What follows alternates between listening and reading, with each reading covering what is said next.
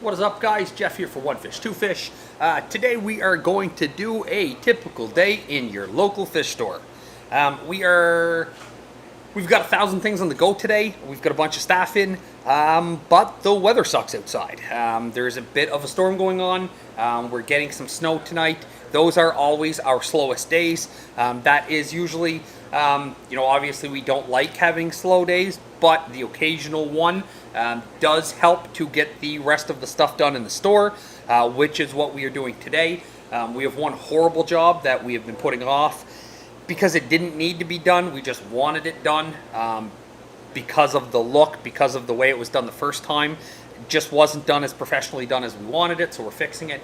So what we're going to do is going to walk around. We're going to see what everybody's doing today, give you guys an idea if you've ever thought about applying at your local fish store to see what a typical day is, or if you just are curious on what we do on days when we don't have customers, because like any business, there are slower days than busy days, and today we have a lot on the go. We had a lot of staff in. It's a Friday, so usually Friday is a busier day for us, especially with orders coming in.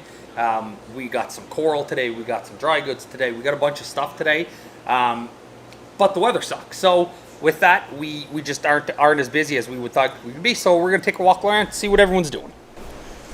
So this is just a very small portion of some of the dry goods that came in. So this is one part of the job that nobody really realizes. When all this stuff comes in, it has to be loaded. So we've got a 90-gallon tank, we've got a 125, we've got a couple 75s, we've got a couple 20-gallon kits, a couple of the little 4-gallon cubes, 20 longs. We've got a Red Sea Reefer 425 XL, very sexy tank, very nice setup. Basically what you're looking at right here. And then on this order also, there was 2 other pallets of all dry goods that were all over here. You can see it's a bit of a mess, but I think she's actually cleaned it all up. Yeah, we had a bunch of boxes and everything all kicking around this area. All been cleaned and all been put out back now. And then just when we're going through it, just checking through. So you can notice there's a couple of spots sort of on our wall that look like crap. So what we're actually doing is, it's been a long time since we've gone through just to see if there's items that we don't carry anymore, or have gone out of stock for so long, or just blah, blah, blah. So what we've done is kind of moved everything where it should go. We've kind of condensed the whole area. So, the food, shout out Northfin, one of the few people that when we ask them to send us some swag stuff, they actually do. I don't know why it's so hard to get that stuff, because, we're only going to promote it. But all the food has stayed the same, but all the Seachem stuff has gotten moved from where it was. Most of it is all big selling stuff, so it kind of got moved a little closer to the front. Purigen, one of the most sold items in the store. Then all the Aqua Vitro tools, so we've got basically everyone under the blue sun. All your plants and all that stuff. So this is a constant sort of attention grabber. This wall holds hundreds of products, so keeping it looking good, which is, like I said, why this section here, it's kind of the bottom corner. This is the part where this is where we're at right now. Half of this has been, most of that has been already moved around and done and stuff like that. So what we're doing is, just because it hasn't been done in a long time, we're kind of condensing the whole system, putting what should go where, and getting rid of some of the stuff that's not such big selling stuff. And then you walk in a little bit, and again, this, as neat as it looks now, you would not believe the amount of actual work it takes to rip it all apart. The actual pain in the behind is to just stupid stuff like this, where like this drives me crazy. This shouldn't be here. This should be up one more level, because it shouldn't be on the way of this, because then it gets in the way of this. But you get through everything, and then you catch that, and it's, you can kind of tell that those two were supposed to be up one. I don't know if I can see. You can see kind of they're one below where they should have been up. But to make it all look good does take some effort. Like, even this one, you can kind of see 3 of them are set right. This one is up a bit more. So to move all this around to make it all look you know, kind of prim and proper as best that we can. It is a, you know, it's a full day job for someone to do. Measuring out where everything can go, where everything's got enough room, and all that. We've also got a couple of staff.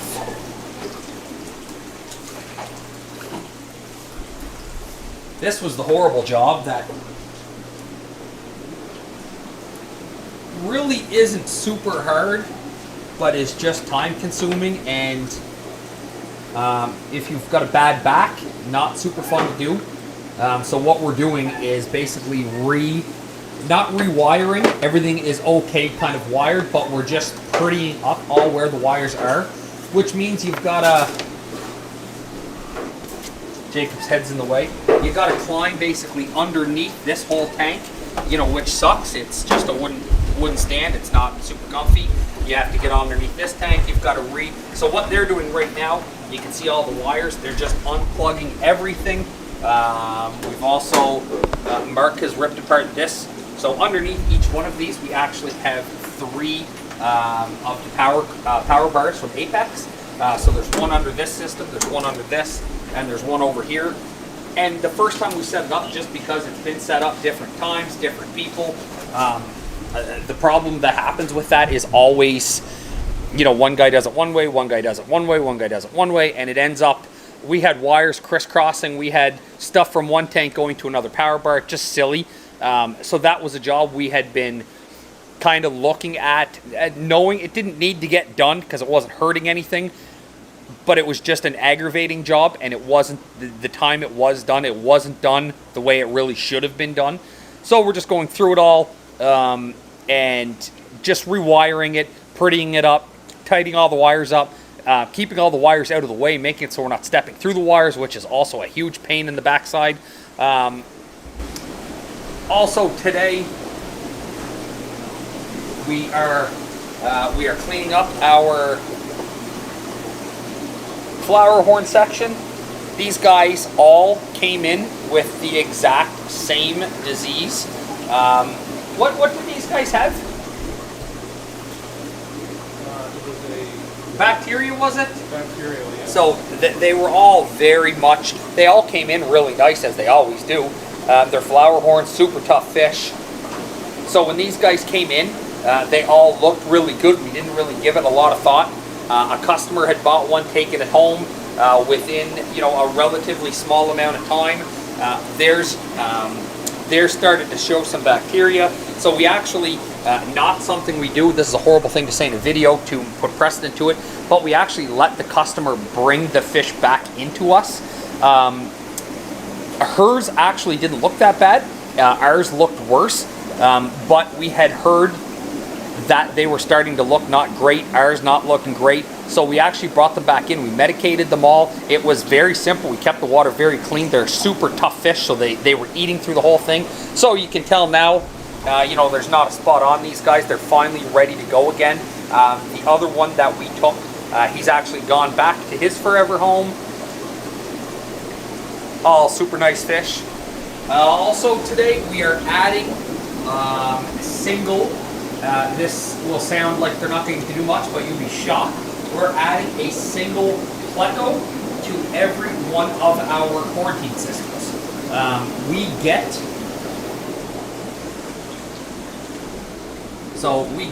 And some of you guys will breed plecos, will know what I'm talking about.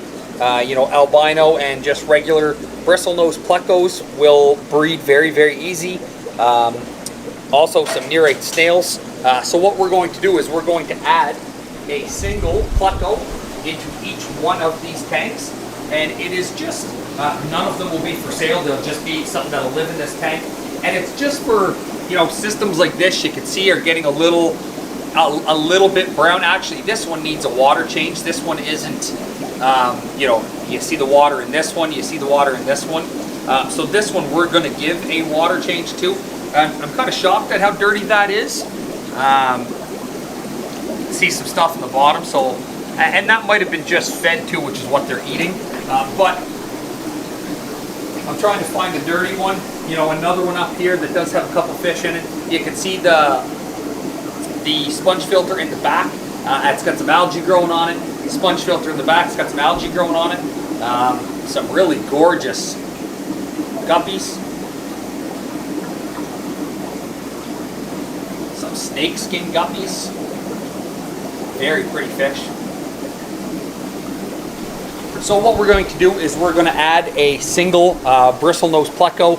Also, the thing with those guys is they are algae eaters. If you've got a tank under 50 gallons, bristlenose plecos are your best friend. They don't get big. They are full out algae eaters. They will eat their weight many times over. They're very, very good. They're usually very inexpensive at most stores. They're usually very hardy. They do take a minute to grow, so if you've got anything, a 20-gallon tank, and a lot of people will come in and want 3 or 4 of them because they have a big algae problem, and we always say go with 1, maybe go with 2. Put them in, see what you actually get out of it, because you'd be shocked how quick they will actually go through cleaning a tank for you. Got some red cap orandas. Really nice guys. Judy, there's 2 tanks in the quarantine system. Will you give them a quick water change? You'll see which ones. Ramis and one of the other ones. And then we've got a couple tanks at the bottom that we just grow moss in. Not by choice, it just, moss is really not a really tricky thing to grow, especially, you know, just the basic kinds, Java moss. So we've got a couple tanks under there with a little bit higher light, and we'll just basically let that grow. We sell it by the handful for those things.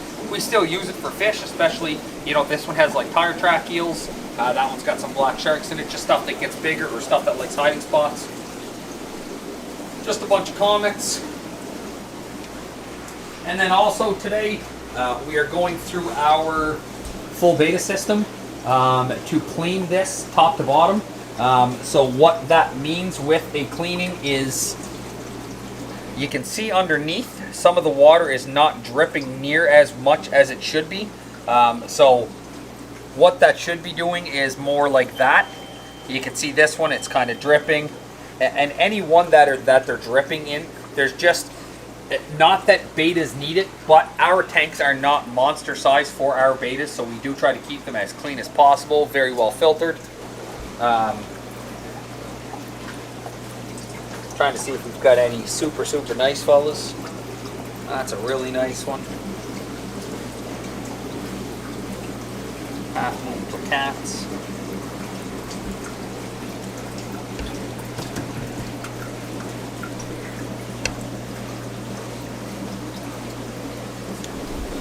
And then also, the last thing we are looking to accomplish today is we are going to tidy up this substrate section today.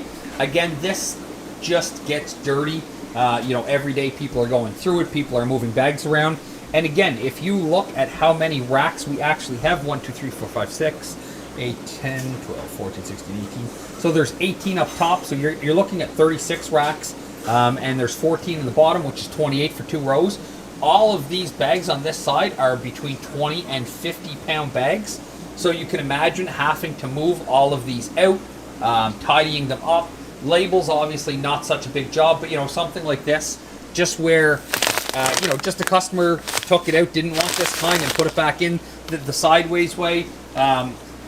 Again, happens all the time. We just go through it usually once a week, once every 2 weeks, and we just tidy it up. But this is also another job that, you know, it does get bad on the back if you've got if a lot of the side bigger ones are, you know, just something like that where it's near the back, you've got to pull it up front. The aragonite, clean that up a little bit, one that's kind of falling on its side. And this does happen a lot because, like I said, this is something that customers are always playing with, looking at different gravels and all that sort of thing. So there you go, guys. That is what our today is going to consist of. Now, usually we will only tackle sort of one decent sized job today. Today's job would have been all of the Apex stuff. Just because it's slower, it is a job that you want to be able to just sit down, do it, not worry about anything else, because like I said, when you're under there, it's hard to up, down, so you don't want to be moving around, you know, basically as much as you can keep 2. But like I said, 2 big pallets, thousands of pounds, tanks, substrate. What else? The reefer. That is all stuff that a lot of you guys won't see and don't actually know. That if you are looking at working in a fish store, opening a fish store, there is more to it certainly than just bagging fish and playing with the fish, which we also do on a daily basis and enjoy, but that's just some other jobs. Say goodbye, Nemo. Say goodbye, guys. Don't forget to subscribe.